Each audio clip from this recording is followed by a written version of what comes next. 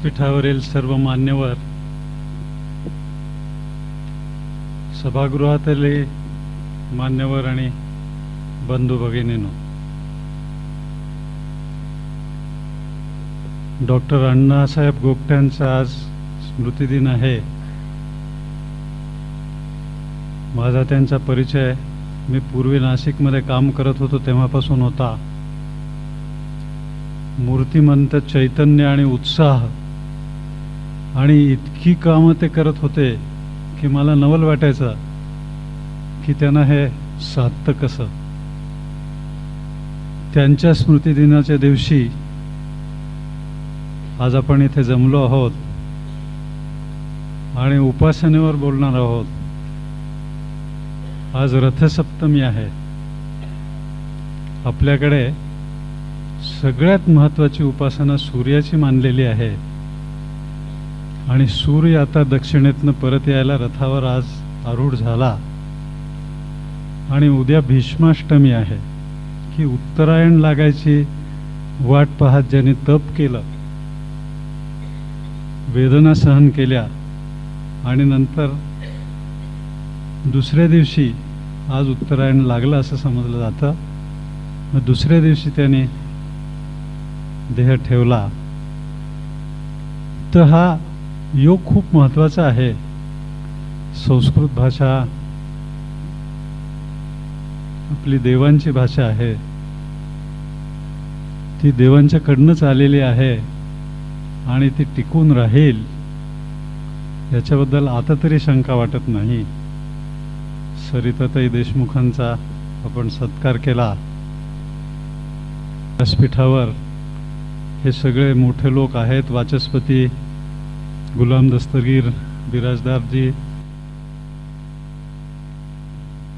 आपले अध्यक्ष डॉक्टर सराफ, त्यानंतर बेजन देसाई.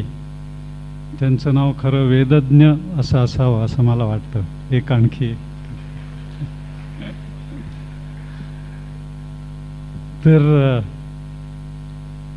आणि स्वतः सरिताताई, अशा सगळ्या प्रकांड पंडितांच्या समोर मी तसा असंस्कृतच आहे, कारण मला संस्कृत तितकं चांगलं येत नाही. तर मी उपासनेवर बोलावं हे थोडंसं धाडसच आहे.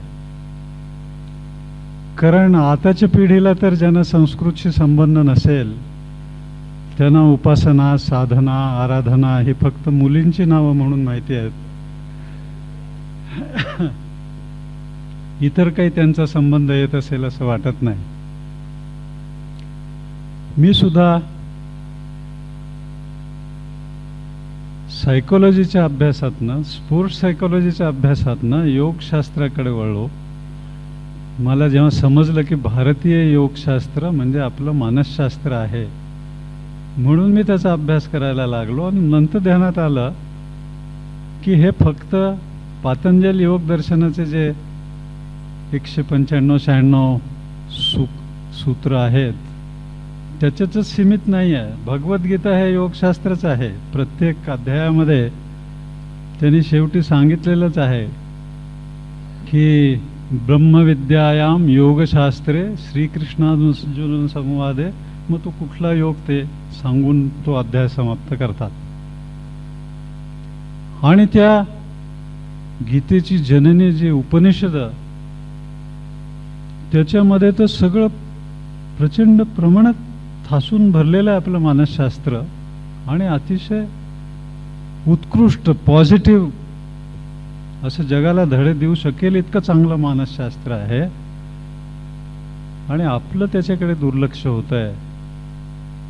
आपल्याकडे जे मोठे शास्त्रज्ञ, मानसशास्त्रज्ञ होते, नासी फडके तत्वज्ञानाचे प्रोफेसर होते, मानसशास्त्राचा गाढा अभ्यास होता. त्यांनी असे उद्गार काढलेले, लिहिलेलं आहे की भारतामध्ये मानसशास्त्र विकसितच झालं नाही. मला असं वाटतं की पाश्चात्य मानसशास्त्राला भारतीय मानसशास्त्राकडून धडे घेण्यासारखं पुष्कळ आहे.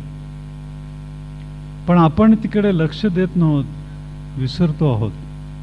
आणि याचा प्रचंड प्रमाणात फायदा होऊ शकतो की इतका सूक्ष्म विचार त्यात झालेला आहे, पण त्याच्यामध्ये ज्या दृष्टीने तुम्ही जाल, ज्या दृष्टीने तिथे पाहाल, ते ज्ञान तुम्हाला मिळतं.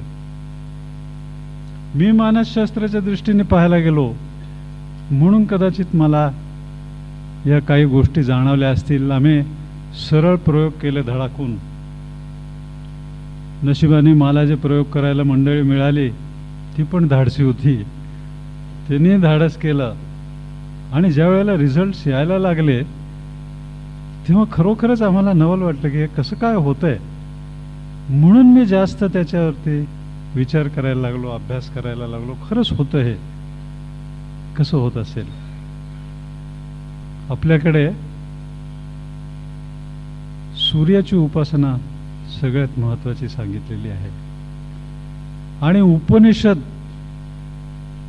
या शब्दाचा अर्थच मुळे उपासनेसाठी मंत्र असा आहे. ब्रह्मविद्या हा एक अर्थ आणि दुसरा अर्थ उपासनेसाठी मंत्र. केनोपनिषदामध्ये मुख्य आख्यायिका सांगून झाल्यावर जेव्हा ते ब्रह्मविद्या सांगतात गुरु, त्याच्यानंतर शिष्य विचारतात की आम्हाला त्या आत्म्याची उपासना करायची आहे, कोणता तो आत्मा, आणि आम्हाला तुम्ही समजावून सांगा. आणि असं ते विचारल्यावरती गुरुजी म्हणतात सांगितलं ना, आत्ता मी सांगितलं ते उपनिषदच होतं. मग त्यांच्या ध्यानात येतं की हे म्हणतात की मला उपासनेसाठी मंत्र सांगा. तुम्ही आता ब्रह्मविद्या सांगितली पण उपासना आम्ही कशी करायची. तर मग त्यांनी त्याचं आत्म्याचं वर्णन वगैरे केलेलं आहे, त्याच्यात ते सांगितलं अशा उपासना करायचा. आणि आपली एकंदर मानवी मनाची शरीराची सगळी जडणघडणच त्याच्यामध्ये इतकी सुंदर मांडलेली आहे.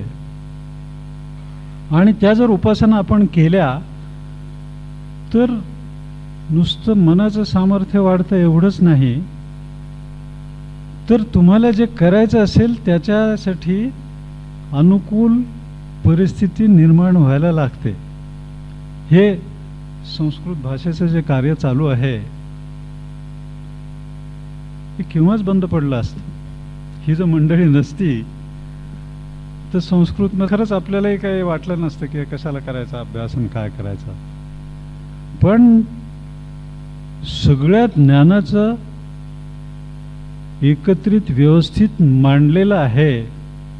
त्याचं फक्त आपण पुन्हा अभ्यास करायचा, प्रत्यक्ष ॲप्लिकेशन पाहायचं आणि उत्तम त्याचे आपल्याला रिझल्ट मिळू शकतात. तर ते का करू नये.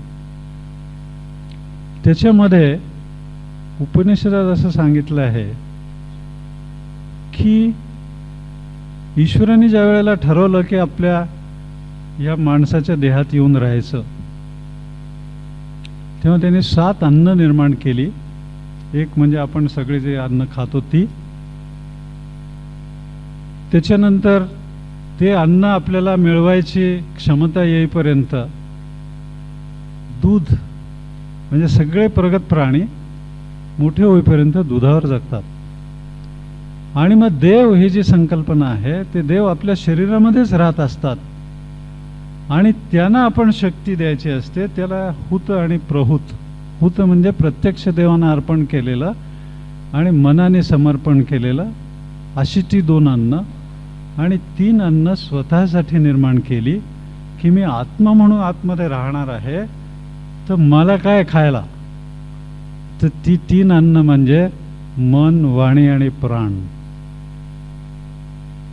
की आणि त्याचं इतकं सुंदर वर्णन केलेलं आहे त्याने की मनाला आधार 2 गोष्टींचा असतो, तो श्रद्धा आणि वीर्य म्हणजे उत्साह. हे त्याच्यात परत त्याने असं मांडलं आहे की सृष्टीची निर्मिती करताना पहिल्यांदा प्राण निर्माण केला आणि प्राणानंतर श्रद्धा निर्माण केली. आपण जे ज्ञान संपादन करतो, जे कौशल्य संपादन करतो, जे काही आपल्याला शिकायचं असेल नवीन, ते शिकत असताना, त्याचा सराव करत असताना, त्याचा अभ्यास करत असताना हे मला आलं आणि हे उपयोगी पडणार आहे ही श्रद्धा जर आपल्या मनामध्ये निर्माण झाली नाही तर ते ज्ञान उपयोगाचं नाही, ते विज्ञान नाही होत, ते वाया जातं. तर आपण ती श्रद्धा दरवेळेला निर्माण करत राहावं लागतं. त्याच्यासाठी उपासनेचे सोपान सांगितलेले त्यांनी नारद छांदोग्य उपनिषदात सांगितले की नारद सनत कुमारांच्याकडे गेला आणि तो त्यांना म्हणाला की मी सगळ्या शास्त्रांचं अध्ययन केलं, मी इतका अभ्यास करत आलो जन्मभर, पण मी मंत्रवेत्ताच राहिलो, ब्रह्मवेत्ता नाही झालो. म्हणजे मी नुसता पुस्तकी पंडित झालोय, मला त्याचा प्रत्यक्षात काही उपयोग होत नाही, मी शोकाच्या बाहेरच येत नाही. तर तुम्ही मला ब्रह्मज्ञान सांगा की ज्याच्यातनं मी आत्मवेत्ता झालो तर मी शोकाच्या बाहेर जाईन. तर सनत कुमारांनी सांगितलं तू काय काय आत्तापर्यंत केलंयस ते सांग, त्याच्या पुढचे टप्पे मी सांगतो. मग त्याने सांगितलं की मी सगळ्याचा अभ्यास केला आहे, व्याकरण, इतिहास, तुमचा भूगोल, सगळ्या ज्योतिषविद्या, भूतविद्या, ते जे जे म्हणून लिहिलेलं असेल सगळे वेद, हे सगळ्याचा मी अभ्यास केला, पण त्याच्या पुढे म्हणजे मला काही त्याचा उपयोग होतोय असं मला वाटत नाही. तर त्याने सांगितलं तू हे जे सगळं सांगतो आहेस ते सगळं नाम आहे. नाम म्हणजे वर्ड, हे फक्त शब्द आहेत. त्याचे डिक्शनरी पाठ करून आपण विद्वान नाही होणार. ते म्हणजे बरोबर योग्य व्यक्तीलाच डिक्शनरी दिली, कारण त्यांना वापर कसा करायचा माहिती आहे, त्याचा नाही तर त्याचा उपयोग नाही होणार. तर ते नामाची उपासना कर, कारण शब्द आणि त्यांचे अर्थ आपल्याला माहितीच असले पाहिजे, त्याच्याशिवाय पुढे जाता नाही येणार.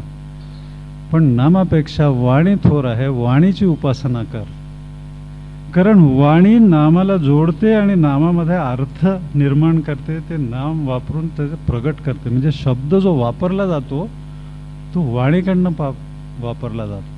म्हणून वाणीची पण उपासना कर, म्हणजे तुला त्याचा अर्थ समजेल की हे कशा करता आहे, काय लिहायचा प्रयत्न करतायत. पण त्याच्यापेक्षा वाणीपेक्षा मन थोर आहे, कारण मन वाणी आणि नाम दोन्ही एकत्र ठेवून त्यांचा उपयोग करून घेऊ शकतं. म्हणून मनाची उपासना कर. मनापेक्षा संकल्प थोर आहे, की संकल्प कुठल्या दिशेला जायचा आहे मनाने ठरवायचा आहे. भविष्याकडे मन पाहत असतं आणि भविष्याकडे दोन विचारांनी पाहावं लागतं. एक नैसर्गिक भविष्याची भीती, भविष्यात काय होणार आहे आपल्याला माहीत नाही, ती भीती आपला संबंध आयुष्य व्यापून टाकते आणि मग ती आपण पुढच्या पिढीला आंदण म्हणून देत असतो की हे काय दिलं पुढच्या पिढीला, तर हे करू नकोस, ते करू नकोस, तिकडे गेलास तर असं होईल, हे करू काय करू नको, सगळं नको नको. जॉनी डोंट, एका मुलाला इतकं आई वडील डोंट म्हणायला लागले की Johnny don't do this, Johnny don't do this. त्याला नाव विचारलं, तो म्हणाला माझं नाव जॉनी डोंट. की तसं ते मन भीतच राहतं. शोक, भूतकाळाचा शोक होतो, काय मागचं सगळं चुका हे तेच आठवत राहतं. भविष्याकडे पाहिलं की माझ्या परत चुका होणार म्हणून आपण घाबरलेलो असतो. की ज्यावेळेला आपण निर्णय घेतो त्यावेळेला मनाने निर्णय घ्यायचा असतो. ते निर्णय घेतल्यापासून ती प्रत्यक्ष कृती करण्याच्या मध्ये एक क्षण असतो, तो क्षण आपण भीतीने भरतो आणि मग ती कृती नीट होत नाही. शौर्य जे असतं ना ते भीतीच्या बरोबर उलट आहे, की भीती वाटणारच आहे, ती निसर्गाने आपल्याला संरक्षणासाठी दिली आहे, ती वाटणार, पण ती वाटत असतानाही जे करायला पाहिजे ते करायचं, हे धाडस ज्या वेळेला येतं हे शौर्य आहे, हा पराक्रम आहे. तो मनाच्या उपासनेमध्ये तो आणायचा असतो. आणि संकल्प हा मनापेक्षा थोर आहे, कारण तुम्ही जो संकल्प कराल तेच प्रत्यक्षात आणाल, दुसरं नाही करणार. आणि संकल्पापेक्षा चित्त थोर आहे. चैतन्य आतमध्ये जे तुमचं येतं ते चैतन्य थोर आहे. त्याची तू चित्ताची उपासना कर, म्हणजे मग तुला ते सगळं साधायला लागेल. आणि मग चित्तापेक्षा विज्ञान थोर आहे. कारण जे ज्ञान मी मिळवतो इंद्रियांच्या साह्याने, वाणीच्या साह्याने, नामाच्या साह्याने, हे सगळं ज्ञान मिळवलेलं मी प्रत्यक्षात वापरणार कसं आहे? ते विज्ञान. आणि त्या विज्ञानापेक्षा बल थोर आहे. की माझ्याकडे जर शारीरिक बळ नसलं तर निर्णय घ्यायची शक्ती निम्मी होते. निर्णय घेतले तर ते अंमलात आणण्याची शक्तीच राहत नाही, दुबळा होतो. म्हणून बल ह्यांच्यापेक्षा थोडं बलाची उपासना कर. आणि मग सांगितलं ह्या सगळ्या उपासना केल्यावरती मग तुझा ब्रह्माकडे तो सगळ्यात मोठा भूमा, त्याची उपासना कर. आणि मग ते करताना सांगितलं आहे परत श्रद्धेकडेच येतात. श्रद्धा आणि निष्ठा या दोन्ही आपल्या आयुष्यामध्ये अत्यंत महत्त्वाच्या गोष्टी आहेत. की मी आत्तापर्यंत जे जे शिकत आलो, मी जे जे करत आलो ते मी करेन. त्यावेळेला जे करायचं असेल ते मला सुचेल, जे मला सुचतं ते मी करीन. ते सुचण्यासाठी मला प्रज्ञा पाहिजे, एकाग्रता पाहिजे. ती कशी येईल? बलाशिवाय नाही येणार. आणि निष्ठा असल्याशिवाय कृती होत नाही. ती कृती पण उत्तम होईल. असे हे उपासनेचे सोपान सांगितलेलं. उपासना जी असते ना ती बदलत असते. कारण आपण प्रायमरी स्कूलच्या परीक्षा पास झालो की पुन्हा मग तो अभ्यास नाही करायचा, आपण पुढचा अभ्यास करायचा असतो. तो उपासना ही बदलत राहते. साधना ही ती उपासनेतनं आपले विचार पक्के करायचे, त्या विचारातनं कृती निर्माण होते. म्हणून त्यांनी सांगितलं आहे की ऋषींनी मंत्र शोधून काढले आणि त्या मंत्रामध्ये कर्म दिलेली आहेत. त्या मंत्रातनं आपल्याला समजेल की काय काय करायचं आहे. म्हणून हे उपासनेचे मंत्र अतिशय महत्त्वाचे आहेत. ईशावास्य उपनिषदामध्ये सूर्याची आराधना आहे. त्यात उपनिषदात प्रार्थनाही असते, संकल्पही असतो, तुमचे उपासनेचे हे मंत्र असतात. जे स्वतःला पटवून देणं म्हणजे उपासना. जे शाब्दिक विचार आपल्याकडे येतात त्यातनं निवड, योग्य निवड करायची आणि ते स्वतःला सांगत राहायचं. जे वाईट असेल त्याच्याकडे लक्ष सहज जातं. शिव्यांचा शब्दकोश विकावा नाही लागत, सगळ्यांना पाठ होतात त्या. कारण ते जे वाईट असेल ना ते आपोआप लक्षात राहतं.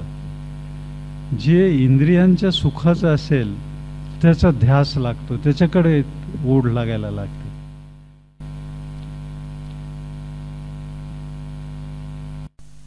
सभेर्यजत्राः म्हणजे आमच्या कानाने शुभ वचनच ऐकावं, आमच्या नेत्राने शुभ गोष्टीच पाहाव्या. हे नुसती प्रार्थना नाही आहे, त्याचा संकल्प पण आहे. कारण वाईट घडलं तर मी ते वाईटच माझ्या पुढे प्रकर्षाने मांडलं गेलं तरी मी ते नाही पाहणार. मला जे पाहायचं आहे त्याच्यावरच मी लक्ष ठेवीन. जे उत्तम असतं त्याची आराधना करायची. कारण हे एक आयुष्य आपल्यासमोर दिसतं आहे. मग आपले बिराजदार गुरुजी आहेत, आपल्या सरिताताई आहेत, बेजनजी आहेत, हे सगळे आपल्या समोर जे आदर्श असतात ना त्या विभूती आहेत. त्यांनी सांगितलेलं आहे गीतेमध्ये की हे सगळे माझेच अंश आहेत.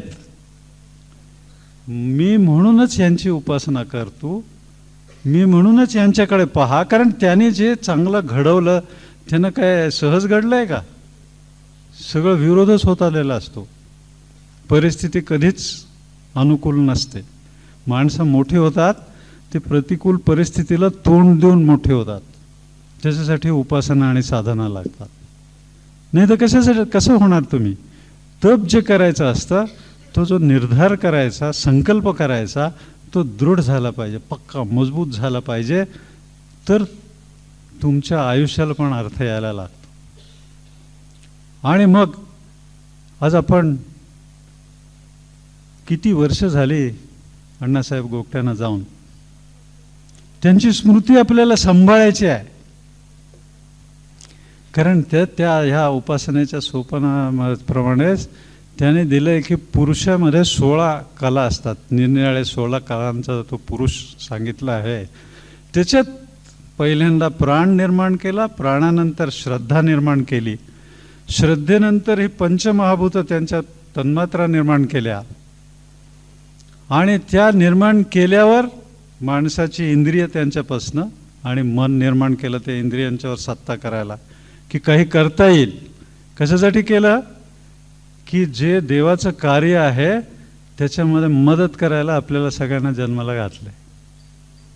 आपण कोण आहोत ते विसरूनच जातो की कोण आहे मी.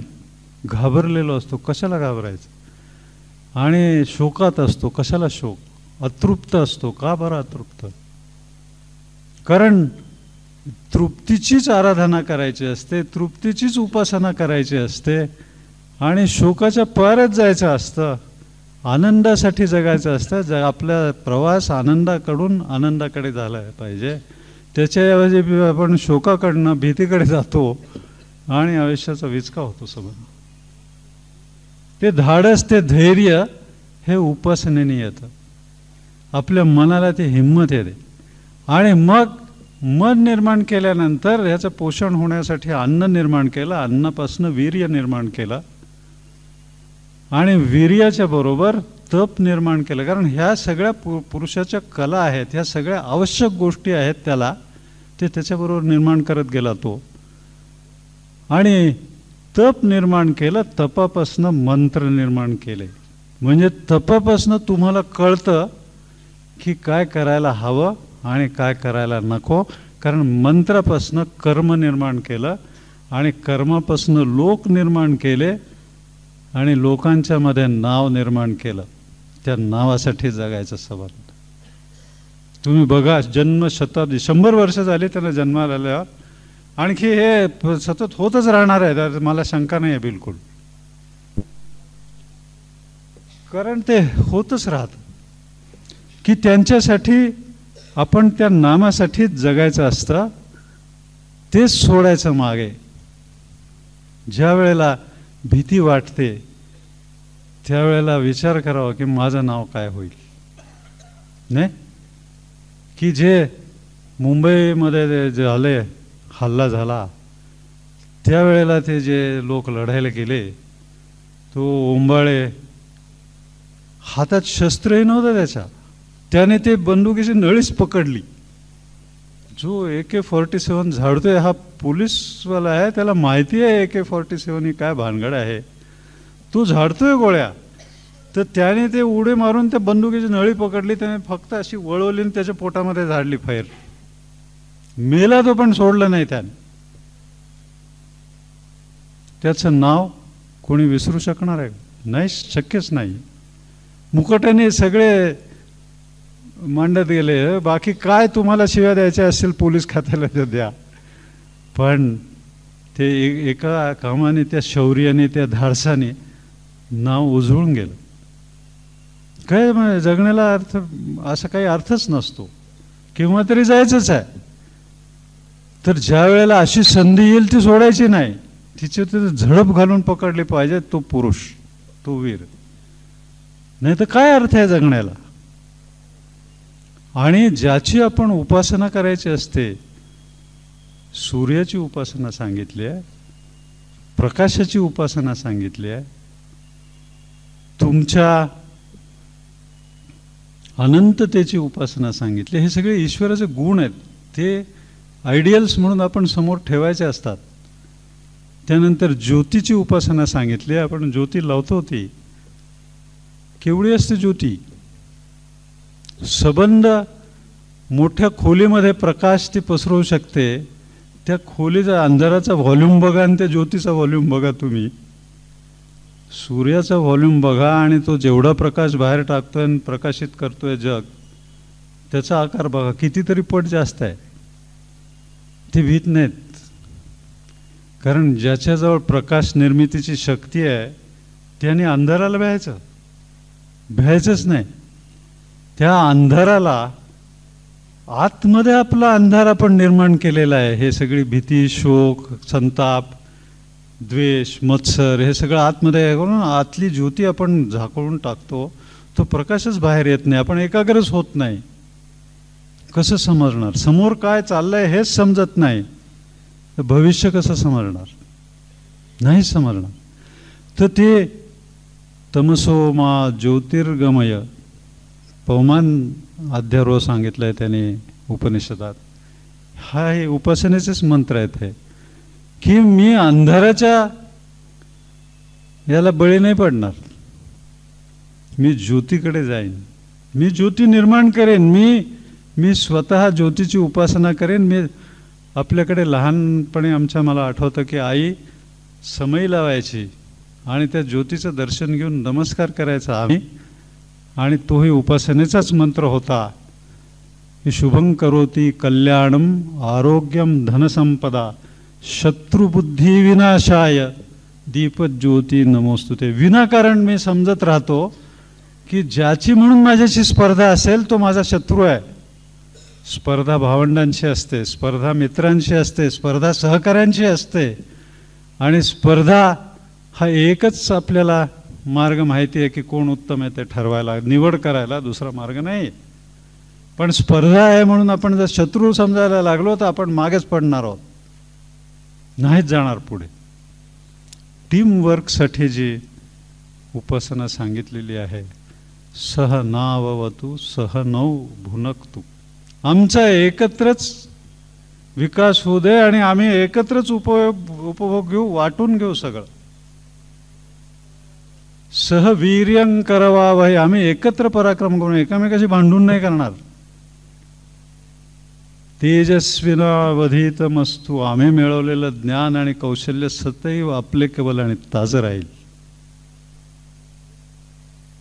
हे कशाने होईल? की शेवटचा संकल्प आहे मा विद्वेषावहै. आम्ही एकामेकांचा द्वेष कधीही करणार नाही. हे सगळं गुरु आणि शिष्यांच्या संबंधातलं सांगितलेलं आहे. पण प्रत्येक ठिकाणी गुरुच असतात आणि शिष्यच असतात. आज कितीतरी शिकायला मिळालं एवढं सगळं मोठ्या गुरूंच्याकडनं. तर ते सगळं गुरुच असतात. ज्याला तुम्ही पत्ता विचारलात एखाद्याला आणि त्याने बरोबर पत्ता दाखवला तो गुरु आहे. कारण आपल्याला माहीत नाही, माहीत नसलेलं ज्ञान त्याने दिलं. त्याचा जर तुम्ही आदर नाही केला तो भलत्या पत्त्यावर पाठवून देईल तुम्हाला. कशाला तुम्हाला बरोबर पत्ता सांगेल. तर म्हणून तर गुरुला तर ब्रह्मा विष्णू महेश यांचंच स्थान दिलेलं आहे. गुरु साक्षात परब्रह्म. कारण ते ज्ञानाचा मार्गच तो आहे की मला जे माहीत नाही आहे ते ज्यांना माहिती आहे त्यांच्याकडनं मी जाऊन घ्यायचं. हेच तर शिक्षण आहे. तमसो मा ज्योतिर्गमय असतो मा सद्गमय. की मी असत्याचा पाठपुरावा कधी करणार नाही, सत्याकडेच जाईन. आणि एकदा ज्योती किंवा प्रकाश तुम्हाला अनुकूल असला तर मग असत्याकडे कसं, कारण प्रकाश टाकणं म्हणतात की त्याच्यावर प्रकाश टाकला, प्रकाश पडला की दिसतंच सगळं काय आहे बरोबर काय नाही. आणि मग मृत्योर्मा अमृतम गमय. तुम्ही जर खरं हे नाम सोडणार असला ना मागे तर तुम्ही अमरच आहात ना. अण्णासाहेब गेले कसं म्हणणार आपण? त्यांनी सांगितलंच की हा जन्मशताब्दीचा पहिला दिवस सुरुवात आहे, मरत नाही. जो नाम मागे ठेवतो तो मरत नाही. ओंबळे पण मेला नाही, तो तुमच्या आमच्या सगळ्यांच्या स्मरणात राहणार आहे. म्हणजे मृत्यूला हरवलं त्याने. मृत्यू काय खेचून नेतो ना तुम्हाला, पण ज्या वेळेला तुम्ही इतर लोकांच्या हृदयामध्ये घर केलेलं असेल त्यावेळेला मृत्यू हेल्पलेस आहे. कारण तुम्ही राहणारच आहात शिल्लक, तो काय करेल. आणि आपण सगळे मृत्यूचं खाणं म्हणूनच जन्माला आलेलो आहोत. तो वाट पाहत राहतो की केव्हा हे फळ पिकतं मी खातो. म्हणून आपण त्याला घाबरायचं. 40व्या वर्षी निसर्गाला आपला उपयोग संपलेला असतो. कारण पुढची पिढी पण मोठी व्हायला लागलेली असते. ते वंश सातत्यासाठी आपली जी ओढ असते स्त्री पुरुषाची, ते सगळ्यात निसर्गाचा चावटपणा आहे, आपण त्याला आकर्षण म्हणतो. पण ते पुढच्या पिढीमध्ये ते सगळं ज्ञान आपण पास करायचं असतं, त्याच्या पलीकडच्या पिढीसाठी जगायचं असतं. कारण 40व्या वर्षी निसर्गाला आपला उपयोग संपला तरी आपण खरे तिसऱ्या पिढीसाठी जगायचं असतं. नातवंडांचं जे प्रेम आहे, हा प्रजातंतू आहे. त्याने सांगितलंय प्रजातंतुमा व्यवस्थेची, की वडील पिढीबद्दल आदर, आपल्या सहकार, आपल्या वयाचे जे असतील त्यांच्याबद्दल सख्य, आणि पुढच्या पिढीबद्दल वात्सल्य, हा प्रजातंतू आहे. तो नाही तुटू द्यायचा. त्याच्यासाठी आपण जगायचंच असतं, पण आपण ठरवायचं की किती जगायचं. आपलं जे मन असतं ना, त्यांनी हेही सांगितलंय की बृहदारण्यकात आहे, अतिशय सुंदर वर्णन आहे, की सूर्य प्राणांची निर्मिती करतो आणि प्राण म्हणजे गती. तो येतो पृथ्वीवर त्यावेळेला गती असलेला वायू आहे, कारण नाही तर वारा आपल्याला समजतच नाही. ज्या वेळेला हालायला लागते हवा त्यावेळेला वायू निर्माण होतो, म्हणून ती गती तो वायूला ते अर्पण करतो. आणि मग श्वसनाबरोबर ते प्राण आपल्या शरीरामध्ये जातात. अन्नाबरोबर आपण प्राणशक्ती आपल्या शरीरामध्ये आणतो आणि मग ते प्राणशक्ती ते पचवतोय, त्याची शक्ती निर्माण करते आणि त्याचा संचय संबंध शरीरभर करतो, आणि मन ही शक्ती वापरत असते. आत्ताच्या सगळ्या लेटेस्ट संशोधनामध्ये हे सांगितलं आहे की शरीराच्या प्रत्येक पेशीमध्ये मनाचा अंश आहे. प्रत्येक पेशीमध्ये. आपण जर डिप्रेस्ड राहिलो, आपण जर ह्या शोकाला आणि भयाला बळी पडायला लागलो, तर आपण मृत्यूला आमंत्रण देतोय की पिकतंय आता फळ, तू ये. मग त्याच्याकडे तर निरनिराळ्या युक्त्या आहेत. कुणाला कॅन्सर होईल, कुणाला काय होईल, ते विकार होतातच. 100 वर्षाचं आयुष्य दिलंय तुम्हाला, तुम्ही ठरवा कसं आणि किती जगायचं. तुम्ही ठरवा, आराधना करा सूर्याची, दुसरं काहीच लागणार नाही. आणि तुम्ही ठरवा की लोकांच्या हृदयात घर करून मृत्यूला हरवायचं कसं. मृत्योर्मा अमृतम गमय, मी अमरच होणार आहे. आणि तो अमर केव्हा होणार? ज्या वेळेला सगळे असे आपण जमा होऊ आणि त्याचं नाव घेत राहू की ह्याने असं केलंय, ह्याने असं केलंय, बरं झालं मेला असं म्हणणाऱ्याला तो कसा अमर होईल? तो मेला खरंच, पण मरणाला घाबरायचंच नसतं. कारण अंधाराला चान्सच नाही आहे प्रकाशासमोर. कधीच अंधाराने हरवलं नाही या प्रकाशाला. नुसतं प्रकाश निर्माण झाला की तो जातो. पण आपण ते प्रकाशालाच झाकून टाकतो. हिरण्मयेन पात्रेण सत्यस्यापिहितम मुखम, सोन्याच्या आवरणाने सत्याचं मुख झाकलेलं आहे. तत्वम पूषण अपावृणु सत्यधर्माय दृष्टय, मी सत्यधर्माचा उपासक आहे. ते मला त्या आवरणाचा मोह नको घालूस, ते बाजूला कर, मला सत्य दिसू दे, सत्याचं मुख मला पाहायचं आहे. आणि मग हे उपासनेचेच मंत्र आहेत ईशावास्यामधले. पूषण एकर्षे यम सूर्य प्राजापत्यव्यूह रश्मिन समूह तेजो यत्ते रूपम कल्याणतमम तत्ते पश्यामि योसावसौ पुरुषः सोऽहम अस्मि. म्हणजे हा साक्षात्काराचा मंत्र आहे हा, आणि सोहम साधनेचा उगम आहे हा. की त्याने त्याची प्रार्थना केली आहे की सर्व विश्वालाचं पोषण करणारा तूच आहेस एकटा.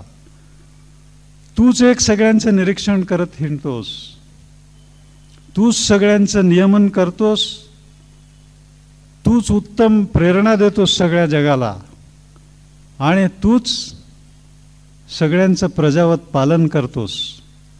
तुझे हे जे तेजस्वी किरण आहेत ना, ते मला दिपवत आहेत. ते उलगडून एकवटून तुझं खरं रूप मला बघू दे. आणि मग सांगतो की तुझं जे तेजोमय कल्याणतम रूप आहे ते मी आता पाहत आहे. आणि पाहिल्यावर मग ओळख पटली की हा जो परात्पर प्राणमय पुरुष आहे तो मीच तर आहे. मी आरसाच पाहतोय. जी दर्शनाची खटपट केली होती ना, ती आरशामध्ये पाहिलं तरी मला कळलं असतं की मीच आहे. पण हे पटेल त्यावेळेला भीती नाही राहणार. आपल्या सगळ्यांचं आडनाव पटेल असायला पाहिजे की पटेल तरच, नाही तर नाही. की तो सोहम मंत्राचा जप, की हा जो प्राणमय पुरुष, परात्पर पुरुष आहे, जो संबंध विश्व चालवतोय आणि माझ्या शरीरामध्ये येऊन प्राणांच्या माध्यमातून तो संबंध माझे शरीर यंत्रणा चालवतोय, माझं मन सगळ्याचा स्वामित्व आहे. मग मला कशाला भीती? कशाची भीती?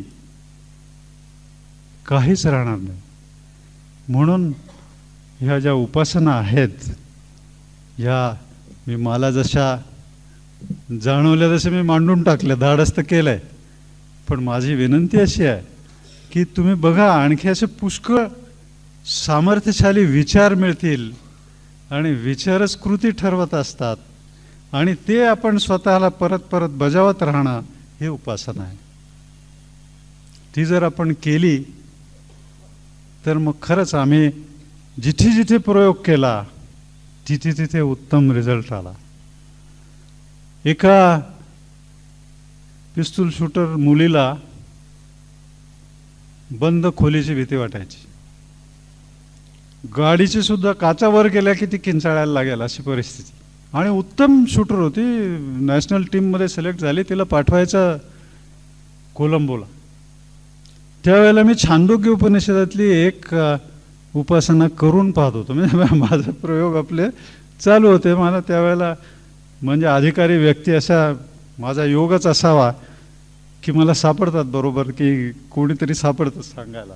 तसं मी आता या लोकांना त्रास देणार आहे. तर ती मी उपासना करून पाहत होतो.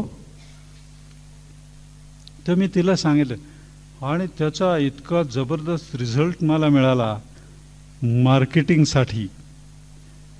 मी एका महत्त्वाच्या कमिटीवर होतो आणि त्यामध्ये असं करायला पाहिजे असं माझं म्हणणं होतं. ते कोणी करायला तयार नव्हतं. जितके सगळे होते मला सिनियर होते आणि माझ्या म्हणण्याच्या विरुद्ध होते. आणि त्या दिवशी माझी उपासना करायची राहिली होती. तर मी जाताना समुद्रावरनं गाडी चालली होती, वेळ होता, तर मी ती उपासना केली आणि म्हटलं बघू आता काय होत आहे. आणि तुम्हाला सांगतो 3-3.5 तास ती मीटिंग चालली. एक मताने माझ्या बाजूने ठराव पास झाला, एक मताने, आणि काम झालं. मी तीच उपासना तिला लिहून दिली त्या मुलीला.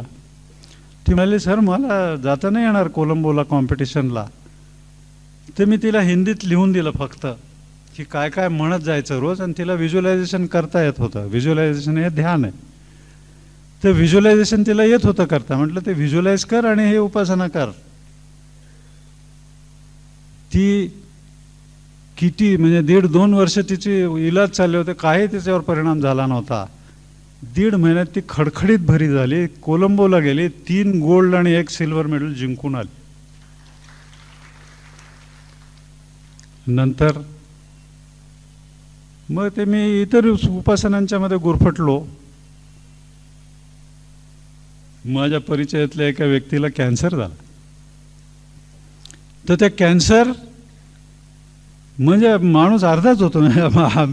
मला एकदा नुसतं चेकअपसाठी तिथे नेलं की तुम्ही एवढं शंका नको म्हणून. रात्री मला झोप नाही आली की उद्या आपण कॅन्सर हॉस्पिटलमध्ये जाऊन तिथे टेस्ट करून घ्यायचे म्हणजे काय. तर ते मी सांगितलं की हे उपासना जी आहे ना ह्याचा उपयोग होईल असं मला वाटतं.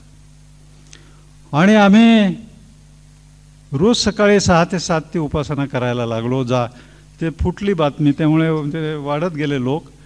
आणि मग जागा पुरेना हॉलमध्ये, म्हणून आम्ही समोर गच्चीवर बसायला लागलो. आणि मलाही तो अनुभव अतिशय उत्तम होता, कारण मी तशी उपासना कधी केली नव्हती. की गच्चीवर असल्यामुळे जसे आम्ही सूर्याच्या ध्यानापर्यंत यायचो, सूर्य वर येऊन आम्हाला दर्शन द्यायचं. की त्याने ते आवरून धरलेले असतात. सकाळी आणि संध्याकाळी आपले किरण आवरून एकवटून तो दाखवतो आपल्याला, जसं दर्शन पाहिजे तसं देतो तो.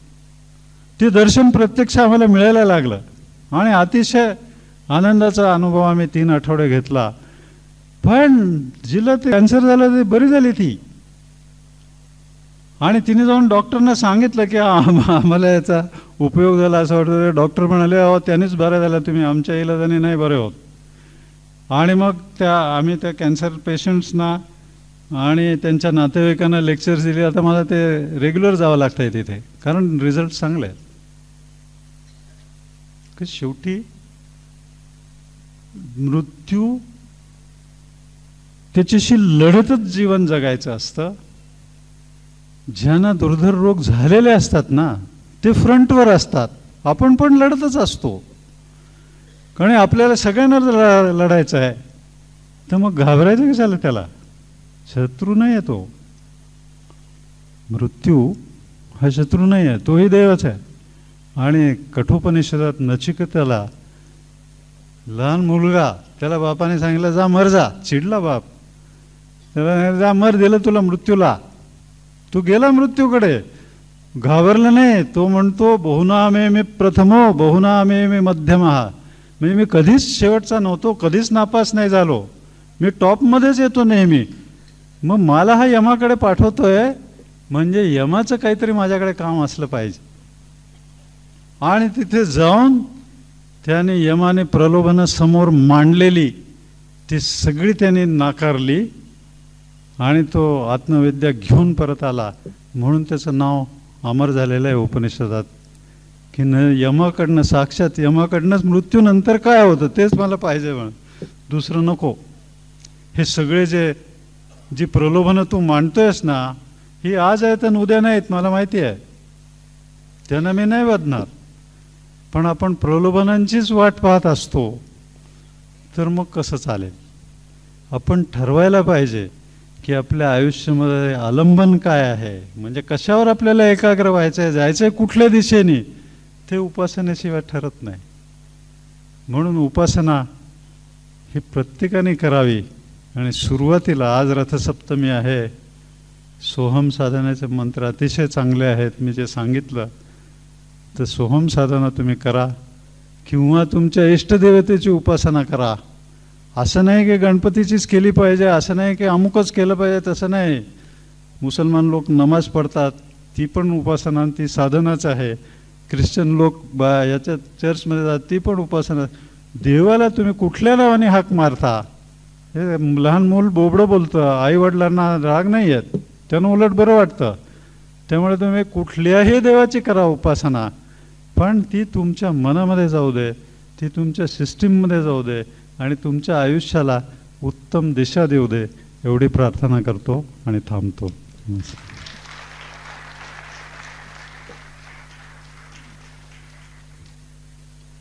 दैनंदिन जीवनामध्ये उपासनेचं महत्त्व अत्यंत समर्पकतेने अशा शब्दामध्ये भीष्मराज बाम यांनी आपल्या समोर देखणे मांडलेलं आहे.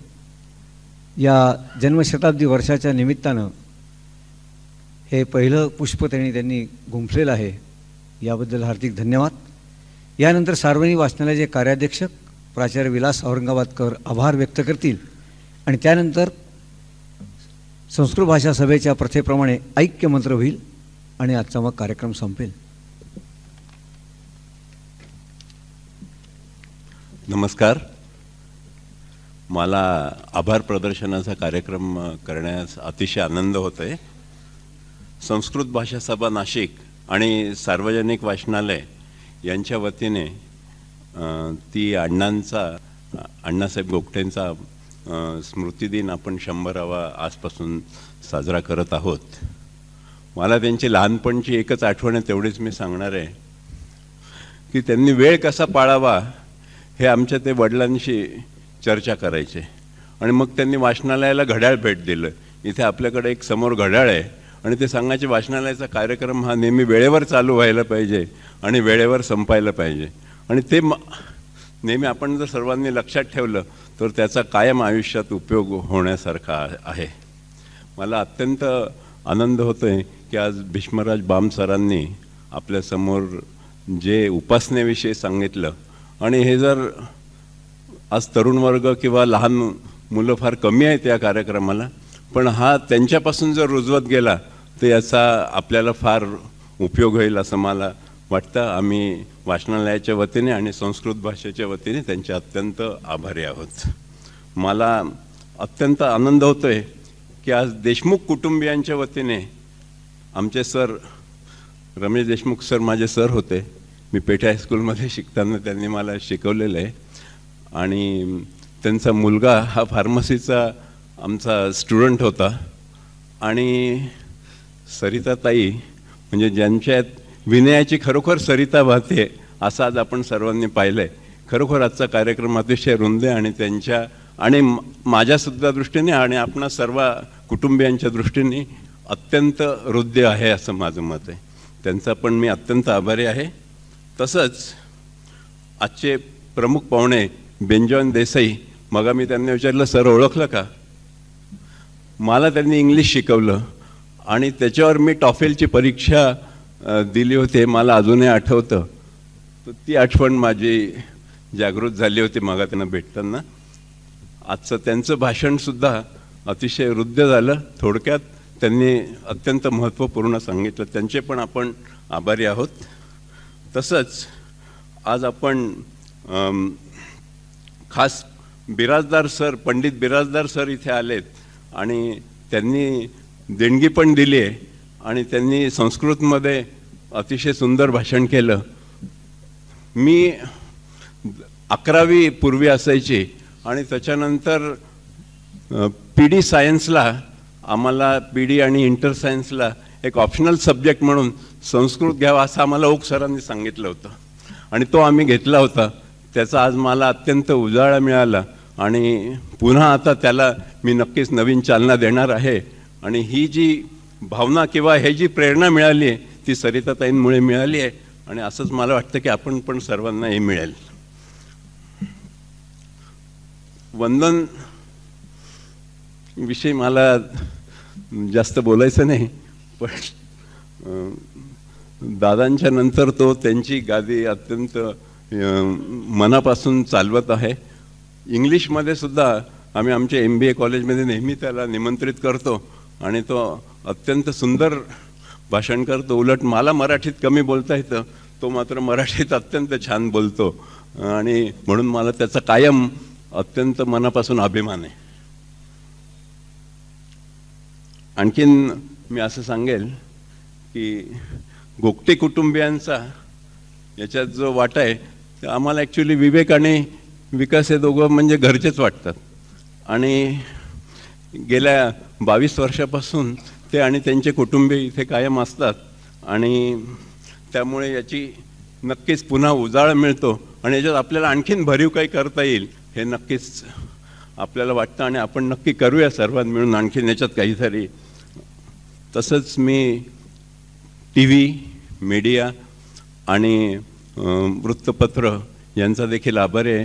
ते सर्व आल्यामुळे याचा संस्कृत भाषेचा प्रसार आणि प्रचार होईल. सराफ सर आणि दातरक काका बरेच मान्यवर इथे उपस्थित आहेत.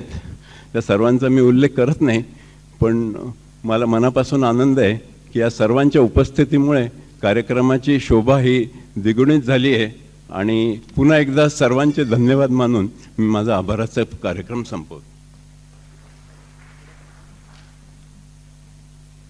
आमच्या कार्यकारिणीच्या सदस्या सौ शोभा सोनवणे ऐक्यमंत्र सादर करतात. यं वैदिका मंत्रदृशपुराणाः इंद्रं यमं मातरिश्वानमाहु वेदान्तिनो निर्वचनीयमेकं यं ब्रह्मशब्देन विनिर्दिशन्ति शैवायमीशं शिव इत्यवोचन् यं वैष्णवा विष्णुरिति स्तुवन्ति बुद्धस्तथार्हन्निति बौद्धजैनाः सत्श्री अकालेति च सिक्खसन्तः शास्तेति केचित् कतिचित् कुमारः स्वामीति मातेति पितेति भक्त्या यं प्रार्थयन्ते जगदीशितारं स एक एव प्रभुरद्वितीयः ओम शांती शांती शांती. धन्यवाद.